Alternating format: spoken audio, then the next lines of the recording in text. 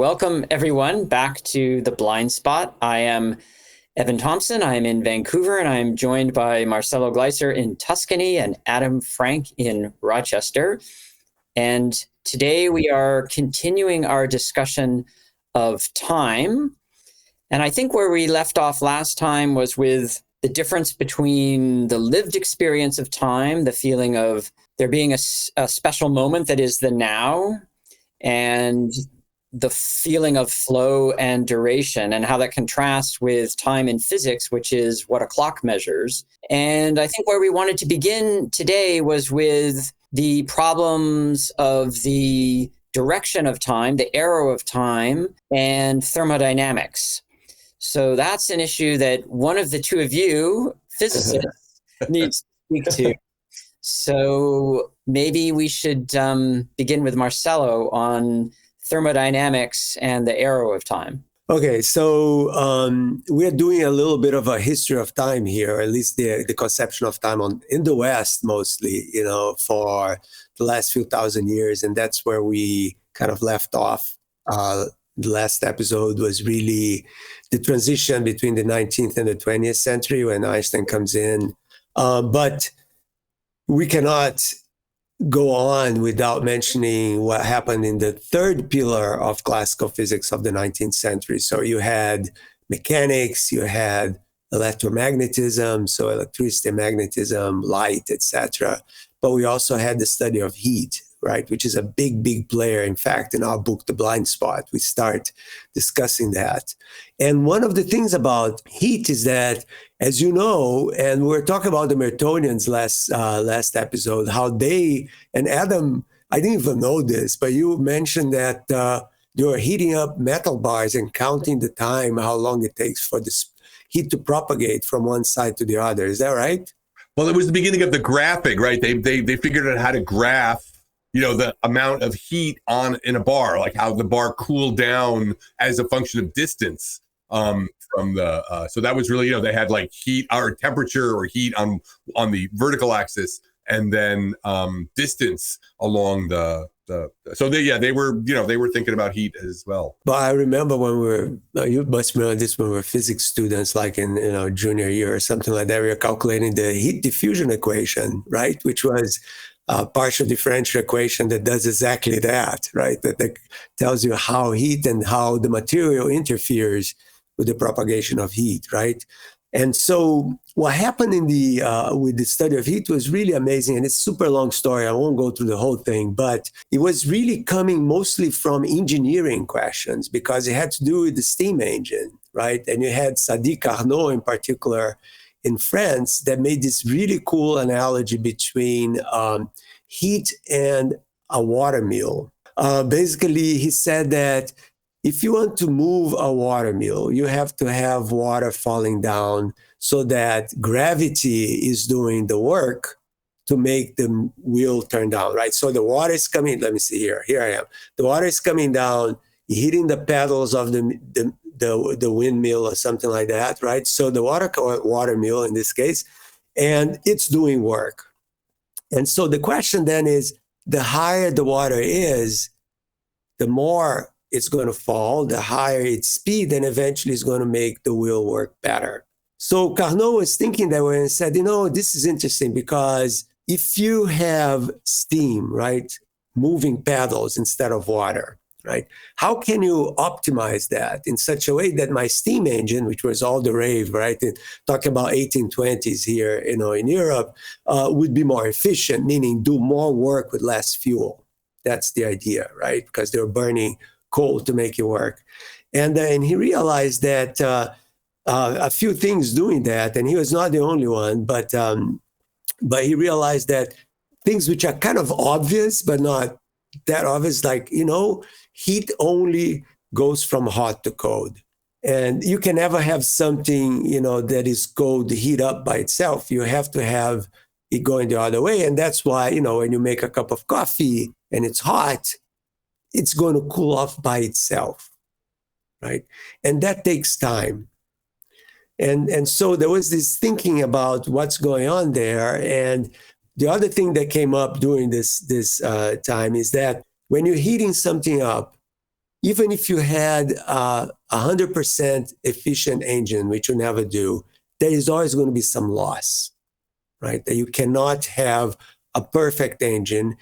And that means that if you have a system, and correct me here or give me more analogy, a closed system. What's a closed system? That's important. It's a system that cannot exchange heat with the outside. So like a perfectly insulated room, what's happening in there, right? So if you have stuff happening in this room, so let's make it even more precise. If you have like a box and you have steam in one side of the box, right, and cold air on the other side of the box, there's a partition right in the middle, right? And if you remove the partition, what's going to happen is that the steam is going to hit the colder air, and eventually it's going to hit a sort of average temperature between the hot temperature of the steam and the colder temperature of the hot air, right? So that's what we see. What really happened, which was remarkable, and James Clerk Maxwell, who the same guy who did electromagnetism, was a very important. Amazing that Maxwell actually was one of the players who was known for electromagnetism, also was a huge player in this idea of thermodynamics and statistical mechanics, transferring the idea of what's happening with continuous stuff like, steam, thinking about it in terms of atoms and their motion. So they went, this is really cool because atoms were not accepted at the time yet, but they use an atomistic way of thinking about, and that what is steam really? Well, it's made of little balls, balls of water molecules, right? And they are moving around sort of randomly. And most of steam is empty space because these molecules are very small. And the guy that actually came up with this was Daniel Bernoulli, a Swiss prodigy dude that had this idea. And so that they started to use this microscopic approach to describe the behavior of matter. So this is really a fundamental, I think, and I think we have to highlight this transition in the way of thinking, that, look, if I want to understand microscopic behavior like temperature, I have to look at the components that make up that whatever the gas is and stuff like that. So Maxwell did that, and he realized that temperature, what we call temperature, can actually be directly associated with the average square velocity of those particles of that gas. Can I just jump in just because before we get into atoms, just the idea is that, right, so there's classical thermodynamics, which is just people, and what's really amazing about classical thermodynamics and how important it was, because this is going to be foundational for our understanding of time, because things like entropy are going to come out of this, but that it was an engineering discipline, right? This was not theoretical physicists. This was not Isaac Newton sitting in his study pondering the mysteries of the universe. These were guys like with wrenches trying to build machines that would, win industrial empires. But the important thing I just want to note is that even in classical thermodynamics, before we got to atoms, there was already the recognition that somehow there was the connection between the flow of heat, the one-way flow of heat, and time, right? That there was a direction, because I think what we're headed here is we're trying to get towards the direction of time. That time doesn't, unlike space, right? With space, as we talked about last time, you can go forward, you can go back. In time, you can only go one direction, and that direction is actually defined thermodynamically, is things go from, hot, and then they cool down. They never spontaneously heat back up again. So I think that's just an important point for us to make this already before we even got to atoms.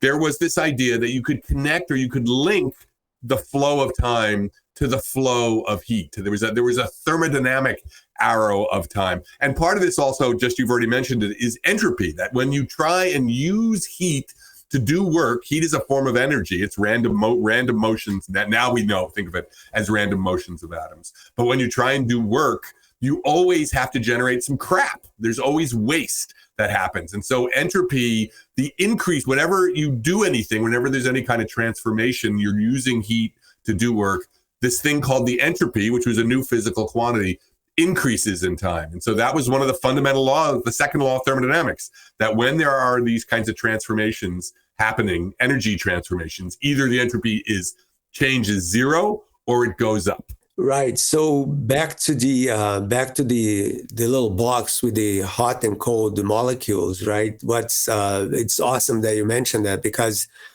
the thing that we teach in the classroom for everyone is that what you see is that you go from the hot molecules hit the cold molecules, and the cold molecules move a little faster, but the hot molecules move a little slower, and eventually are moving at roughly the same average speed.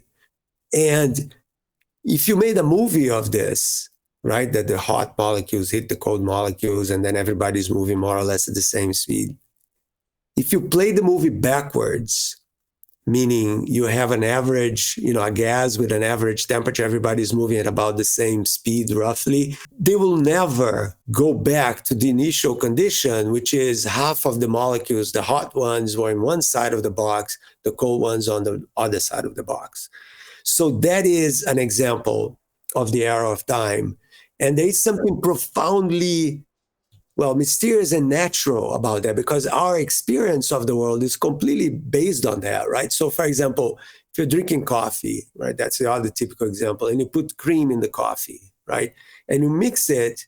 So, you have your cappuccino, since I'm here in Italy, I can mention that, and you get this little combination of stuff, right? The coffee never unmixes itself. It never goes back. So once you get scrambled, you cannot unscramble. In fact, eggs are also a great example of that. When you cook an egg, you have this beautiful little egg, right? And it's all nice. And then you scramble it. There's no way it's going to go back to its original egg. So there is an error of time that has to do with the complexity of the system. Yeah. So so the important part here is that from the physics, but this is before we get to relativity, right? There was already a recognition that time and its direction was related to these random motions of atoms. And the interesting thing here that we can come back to maybe in an entirely other chapter of this, or another podcast, is the equations of motion. The equations that Newton came up that describe these atoms individually are reversible. If I showed you a movie of two pool balls hitting each other, I can play it forward or backward. You wouldn't know the difference which way it was. And yet you get enough of these things together, and there clearly is a difference between the forward and backward. And this is going to be one of the profound mysteries that physics still, in some sense, doesn't really fully grasp, right? Because we can go in. One of the things that happened was once we had atoms, then there were people like Boltzmann and Gibbs and Maxwell was part of this too, trying to figure out, okay, how can I take these reversible equations for individual atoms and then write down probabilistic equations for them? This is what's called statistical mechanics. And then out of that, get a flow of time. And this is what's called the famous Boltzmann's, the H theorem. He supposedly was able to show that, if you had enough atoms, then probabilistically you could show that in general, they would, that entropy you could show that entropy would increase. But there's some problems in what's called molecular chaos. You have to make certain assumptions about, there's no, what we call correlations. There's no memory in some sense of previous states. But anyway, I think the important point for us is that by the beginning of the 19th century, there's this well-developed or developing statistical mechanics, which sees the arrow of time in terms of, as Marcelo was saying, complexity. When you get lots of stuff together, you get different kinds of behavior than just individual atoms, which you can't tell which direction they're moving in time. So let me just press on this a little bit and ask you a question from the perspective of statistical mechanics and molecular motion and entropy. Is it the case that it's impossible for things to become unscrambled, or is it just statistically highly, highly improbable? Because, of course, our experiential sense of the arrow of time, or the inevitable sort of forward movement and march from birth to death, is that it's impossible to reverse that. But in terms of the statistics that are governing that are describing the molecular behavior, is it a question of impossibility or just high degree of unlikeliness or unlikelihood? The quick answer to that is that it is not impossible. It's just so extremely unlikely that it just basically in practice never happens, right? But if you have an infinite number of universes, which I hate to say that construct that, but if we did, there'll be a universe where things would go back. So what Boltzmann said is that he created, as Adam mentioned, this probabilistic description that has to do with the states of the system. So every system made of a bunch of little particles has many, many possible states, where the particles can be in terms of energy and position, etc. And there is one configuration, one out of gazillions. Imagine how many configurations these particles can have. There is one that is the initial state where things were organized in the beginning. And it's one in a gazillion. There's no, you're talking about more than 10 to the 24th, right? I mean, it's much more than Avogadro's number. You can't rule it out, but, and that's why we don't see it happening. So that was a very effective argument, but there are criticisms, as Adam was mentioning, with assumptions that go in there. And so if you want to be really critical, I don't know if you agree with me or not, Adam, is that we haven't really figured out exactly using statistical mechanics and what we know of particle physics to understand why time goes forward. Yeah, I remember when I was a graduate student and taking stat mech. And I remember it was David Thewlis, who was, I don't know if David ever won the Nobel Prize, but I think he won the, maybe it was the Fields Medal. I forgot which, but, actually, I think he did actually eventually win the Nobel Prize. He was an incredible condensed matter physicist. And I remember him bringing up what was called the molecular chaos, that there's actually, as you run through the argument, right, of going from atoms with their reversible, individual atoms have reversible equations. Time doesn't, time is just a parameter. You can run it forward, you can backward, doesn't matter. To then when you collect them, when you get large collections of them, that's what this equation, when you do the Boltzmann's H theorem, what you have to do, you assemble a lot of them and you run through the probabilities. And then you have to, sort of set up the argument about their collisions. Thewlis introduced this idea of molecular chaos, that there's an assumption you got to make right in the middle there about how whether these collisions impart any long range correlations, whether it's kind of like in some sense a memory, and you have to kind of erase that, or else the equation, or else it doesn't work. And he made a big point about this. He's like, there's been problems with this forever, and so I would say Boltzmann's H theorem is a beautiful piece of mathematics, and it points in a certain direction. But, with the Lohr-Schmitz paradoxes, people for a long time have been bothered by certain aspects of it. So I would say that it's not 100% clear. The arguments about probability and that there's overwhelmingly likely, with entropy, overwhelmingly likely you're going to end up in these other states that are sort of, time moving forward states. That's very solid. But on the other hand, to get there, there are problems that have sort of, which for us from the blind spot is very much about this not mistaking abstraction for reality. These are abstractions which are super useful, but if you're going to use them to replace the lived experience of time, then you got to be really careful. Yeah, so that, I think is something worth pressing on, because if the equations that govern or describe the motion of the individual molecules are time reversible, but from the perspective of the large-scale behavior, there's a directionality, then it would seem that one would be very tempted to say something like, well, the directionality is a coarse-grained way of looking at things, and at the fundamental level, there really isn't directionality. It's some kind of an appearance that gets generated macroscopically. And that would be, from our perspective, caught in a blind spot way of thinking, because you're taking one kind of description and privileging it over another kind of description, and they both have their own validity in terms of the context in which they're working. And moreover, the large scale description, it seems to me, at least as a philosopher, doesn't really actually capture the fundamental issue about the arrow of time as we experience it.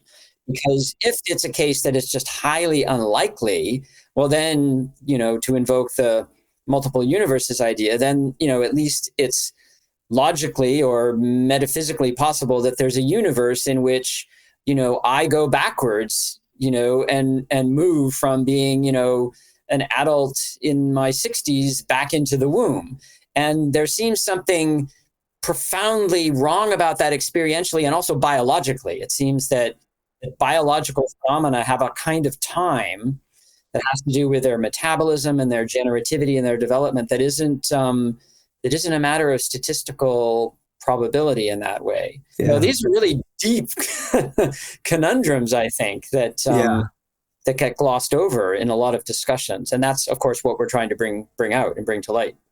Absolutely. It's behind this whole confusion, behind this whole statistical physics, we have to remember that it all started with an idealization of what's called elastic collisions, or the ideal gas. Right. And so if you want to get a little deeper into this story, right, is that in order for Maxwell to construct his theory, he assumed quite reasonably that those collisions between these molecules did not dissipate any energy, right? They were elastic. So they go boom, boom, no loss of any energy, right? But of course, we know that molecules are complicated things. They have more than two or more atoms and electrons, and they radiate, and when they collide in many ways, unless very low energy. And so the very assumption that you have to have these ideal collisions in order to describe how temperature is really proportional to the square of the velocity, which is what they came up with, are excellent. They're phenomenal descriptions of what's going on. And that's why thermodynamics is such a powerful theory. But they are the map, going back to that story of the map of the territory, right? That deep down, it's much more complicated than that. So when you go from these simple Newtonian time reversible equations to the equations that start to incorporate some of the complexity of those interactions, collisions between them, you go from a second order in time equation, so squared, so if you take t to minus t, it doesn't matter, to a first order in time equation, which it does matter. So you start getting into dissipative systems, which are systems where there's no question that time is going forward. So a lot of the condensed matter physics is about dissipative. So it has first order equations in time. And a lot of the fundamental particle physics and Newtonian physics are usually second order in time. Yeah. And that, because it speaks, let's just touch on it though for a second, because we're, again, Marcelo and I are physicists. We've all, when I was learning stat mech, it blew my mind. The idea of phase space, which is really where the space of all possible states of the system was one. And if there are 1,000 particles, there are 6 times 1,000 dimensions to this phase space.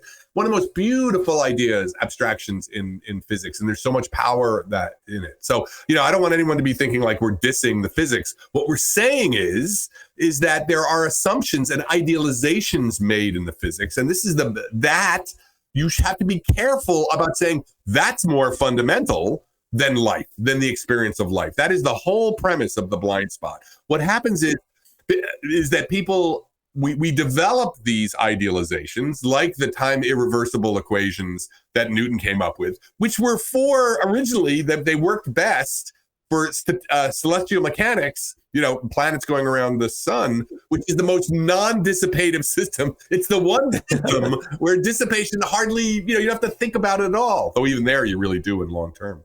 But those equations, those are abstractions and idealizations, potent, powerful, and they need an account of why they work. But what you do not want to do is now have to say, oh, now I've got to explain why experience time is an illusion. The time that is most intimate to me, that's not real.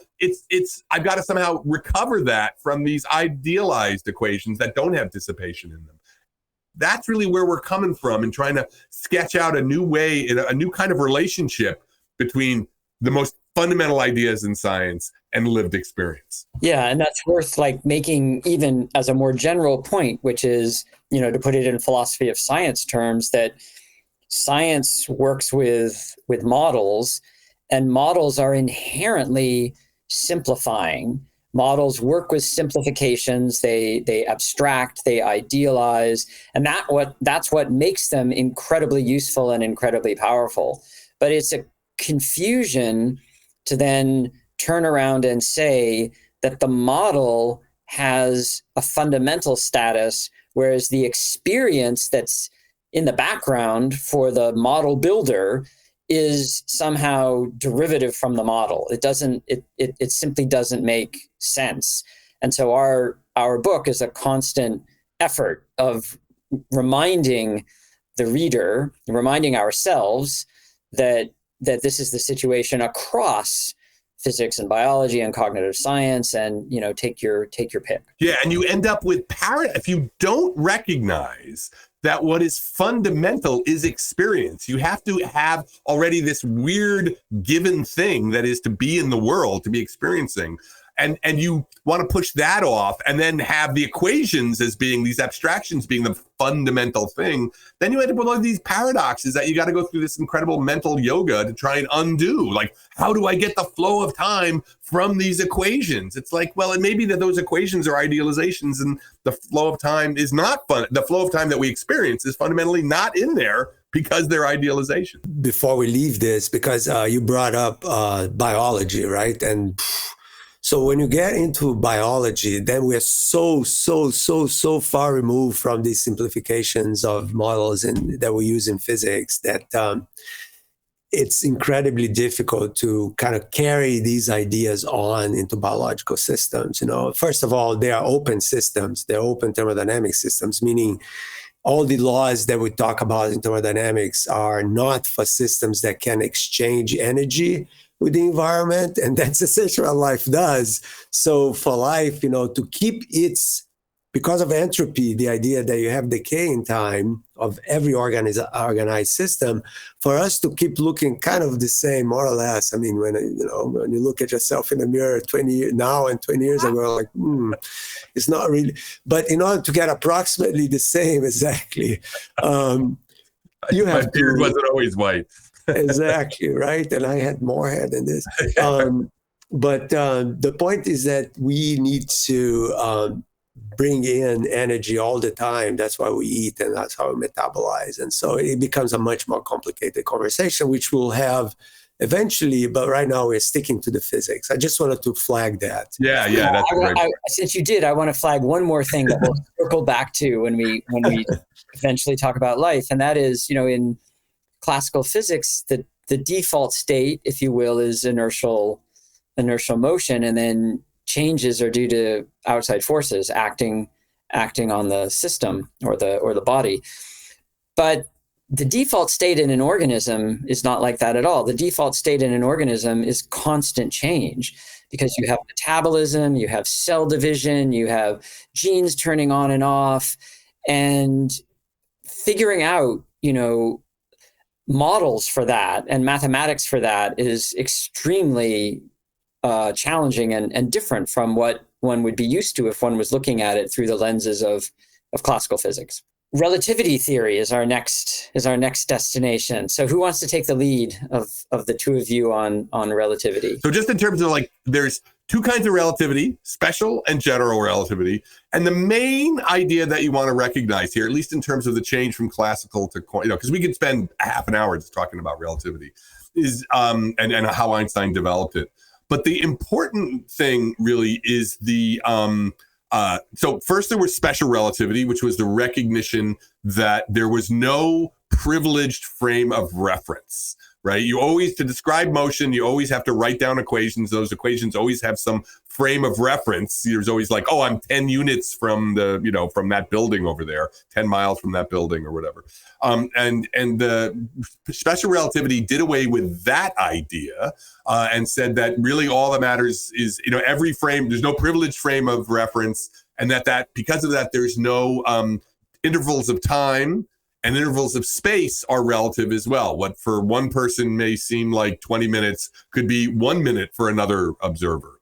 Okay, and that was a really radical idea. Unlike Newton, time did not flow universally through the universe. So that's the radical thing, number one, is that time and space are relative to the observer, to the individual observer, and their frame of reference that they're carrying with them as they move around. General relativity generalized that to include gravity, systems with gravity. And then what happened there is that Einstein replaced forces of gravity with actually this idea that it's the fabric of space and time. Space and time actually are kind of a stuff that has a shape, and it's that shape which determines your local flow of time. First of all, it determines how much gravity is going to be experienced by an object, but more than that, it's also the local flow of space and time depends on where you are in that curvy space-time metric, as we call it.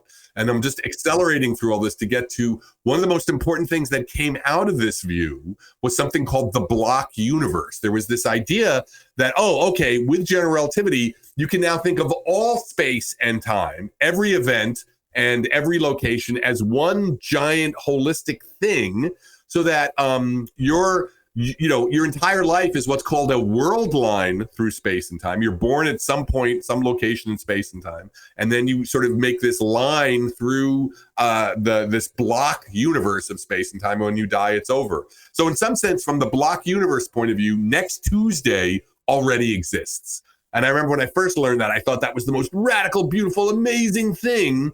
But now I think all three of us have come to the conclusion that the block universe, it gets used in this way where it's treated as being more real, right? Again, next Tuesday already exists, than actually our experience of the future being open-ended. Special relativity had to do with motions at constant velocity, right? There was always, so it's really about a guy standing at a station, and then another one is in the train moving by at a constant speed. And Einstein used a lot of trains because he lived literally in front of the train station at Bern in Switzerland. It's and Swiss trains, like precision, blah, blah. But what he realized is that if both of these guys, the guy standing and the guy on the train, hold clocks, right? They're all the same exact clocks. They tick and they tack exactly in the same way. And if I am the guy standing and Adam is the guy moving by, if I look at my clock, moving by in the train, if I look at my clock standing still, and if on the earth, and if he's moving on the train but he looks at his clock, we're going to see the same time. But if I look at Adam's clock, which is moving with respect to me, I will see a time which is different from the one that I have in my hand. So moving clocks tick slower. In this case, it happens to be this, and that means that time dilates, right? So that was his insight. And then he does the same thing without just a clock, but with a stick.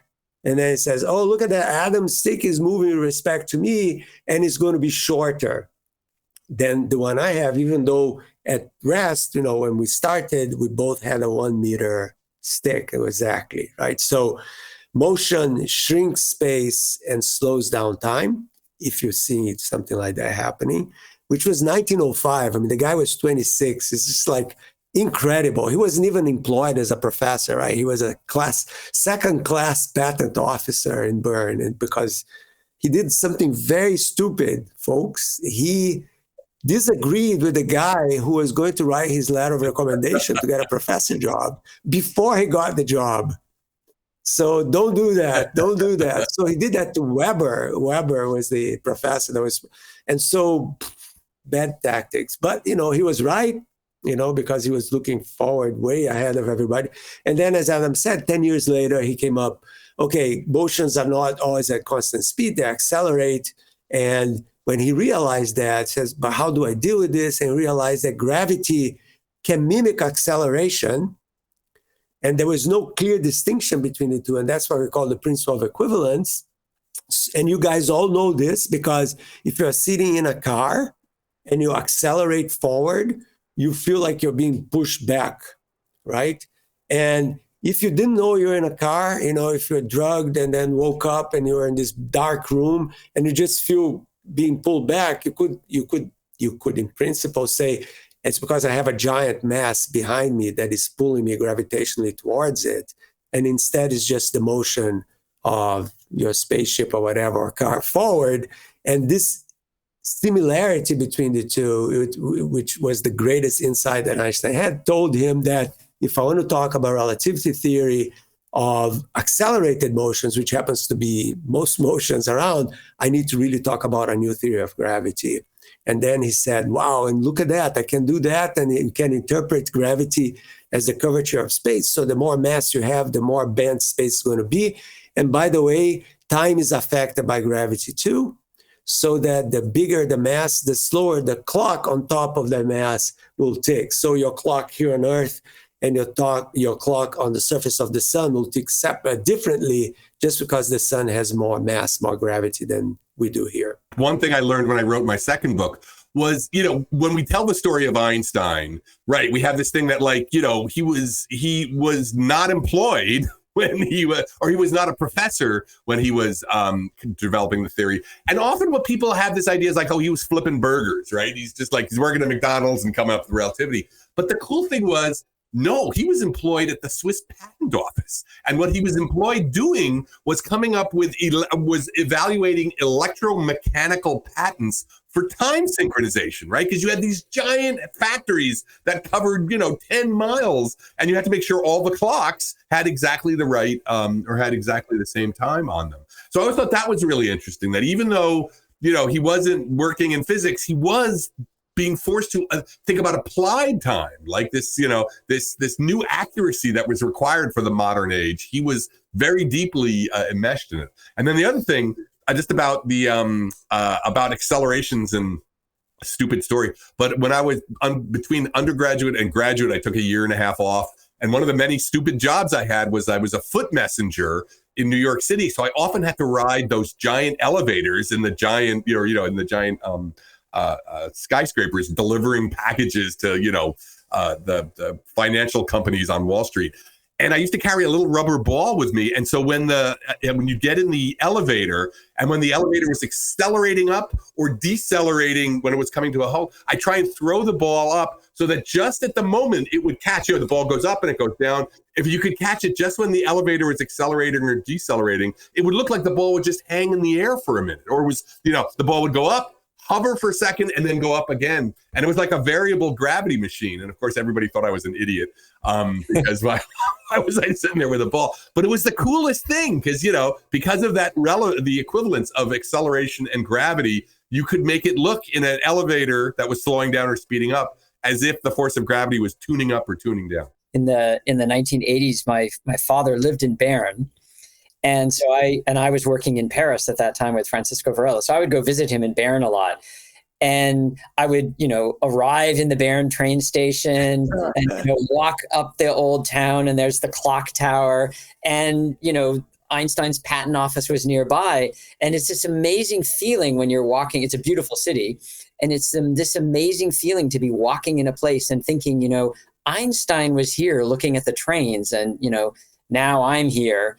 And it's just it's an incredibly moving kind of experience. So, by the way, you can visit his apartment. Yeah, that's right. It's a museum now, and there is this picture, of him with his little baby with Mileva, right, Maric, and him, with the baby, and at the same time a pad of paper in his hand, and one hand with the baby, the other hand calculating. I think that's just iconic. It's just awesome. Great. So the Bergson-Einstein encounter, or Bergson-Einstein debate, I think it was 1922, I think, in Paris. So the backstory is, of course, that Bergson is Bergson is now in his 60s. Einstein is in his 40s, I guess. So there's a generational difference between them. Bergson is probably one of the most celebrated, renowned philosopher celebrities. Really, he was a kind of celebrity, very well known for his writings in which this idea of duration,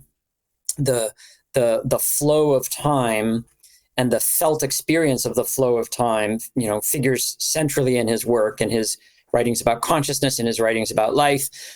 And Einstein is invited to give a presentation on his theory of relativity, which had also, of course, received incredible publicity.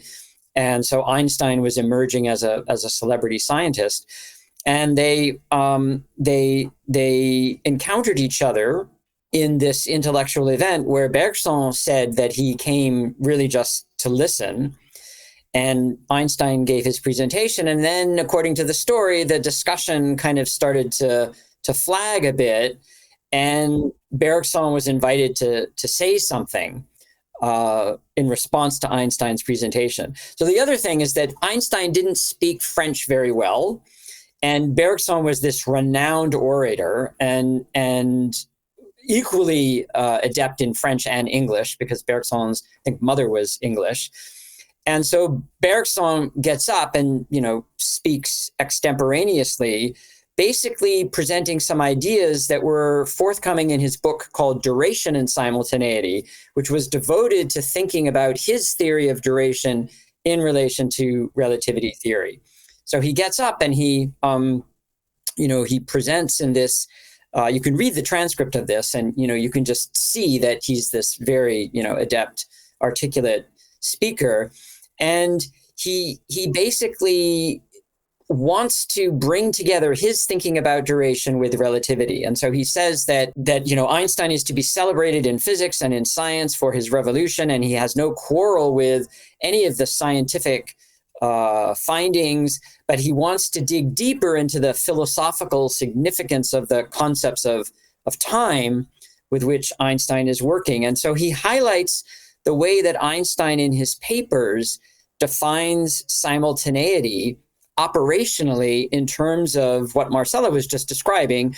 A train goes by, so that's a perceptual event or experience that you have that involves passage and flow and duration in terms of lived experience, and you're holding a watch, and you then register that when the train goes by, the second hand is pointing at a particular position on the watch. And Bergson says that that experience of simultaneity would be different if you were a microbe and you were working with a microbial scale event and a microbial clock. That would be sort of that what Einstein considers to be simultaneous in the experiential sense of simultaneity would be this, gigantic non-simultaneity from the microbial position. And so what he's pointing to is there's actually a relativity in experience where, depending on the lived experience and the body and the way that it's, embedded in the world, there's going to be these differences in experience time that are sort of hidden beneath the definitions that Einstein is using to articulate his theory. And Bergson's point, to make a long story short, is really that you can't get rid of lived time or duration as experienced, that will always be present underneath this intellectual architecture that you've developed mathematically. And so it's a point about, the primacy of experience, as we would put it in our book. It's not a criticism of the science. It's an attempt to bring back into view something that the science actually needs in order to be science. Einstein then basically dismisses the point and says there really is no such thing as the time of the philosopher, which is this. That was the quote, right? That was the quote that sort of like, in some sense, changed everything, ended the relevance of philosophy as philosophy. And now philosophy was going to become subservient to science for the rest. It's this kind of zinger. There is no time of the philosopher. There's only the time of the physicist and psychological time. So he basically understands Bergson as making a point about, the experience of time, has all sorts of psychological factors that make it be, one way or another, but that's not really relevant to physics. And moreover, though Einstein doesn't really say this, but you could take it as being implied, you can kind of turn around and explain psychological time using the same basic architecture that physics provides. And so Einstein is perceived as you might say, rhetorically prevailing in the debate with this kind of zinger that must have just chagrined Bergson, because it's basically kind of dismissive and doesn't really come to terms with the point of his argument. And then subsequently in duration and simultaneity, Bergson has a long discussion of the twin paradox. So this is where you have, you have a twin on Earth and you have a twin in a spaceship. And when they get back together, so the twin spaceship is moving near the speed of light at this, incredibly high velocity. When they rejoin, the clock readings are going to be different. And Bergson tries to dismiss this as a kind of mathematical artifact of the theory, but not as a real lived experiential phenomenon. And there he actually makes a mistake, because there is going to be a physical difference. The experiential difference is more complicated to describe than simply saying they experience different times, because each experiences his own time, and what looks slow and what looks fast depends on the outside perspective. So Bergson, kind of works through this in a very disciplined, rigorous way, because Bergson is actually quite good at mathematics, but he nonetheless makes a mistake, and then he's basically dismissed as not understanding relativity theory. So in our book, we try to, go back to this debate, very much guided by Yamina Canales' wonderful book on the Bergson-Einstein encounter, and really make the point that this is kind of a missed opportunity for actually overcoming the blind spot. And that is realizing that the Einsteinian theory, which is this amazingly powerful, beautiful theory, already is revealing the inadequacies of the classical perspective, but is still not sensitive to its own experiential underpinnings, which Bergson is bringing to light. And so our discussion is, in a way, an attempt to, bring those things together in a harmonious way, where they don't have to be seen oppositionally in the way that they were at the time. And I would say, unfortunately for both the scientific need to retain a connection to its experiential source, and the philosophy, which then was, perceived as not really having a kind of relevance anymore to relativity theory or to physics more generally. And the consequence is this idea you'll get of like the block universe being ontologically prior, so to speak, right? The block universe is what's really real, and your experience that next Tuesday doesn't, next Tuesday is open-ended, your future is open-ended. That's an illusion, right? And so it's really this beginning in physics of this idea that these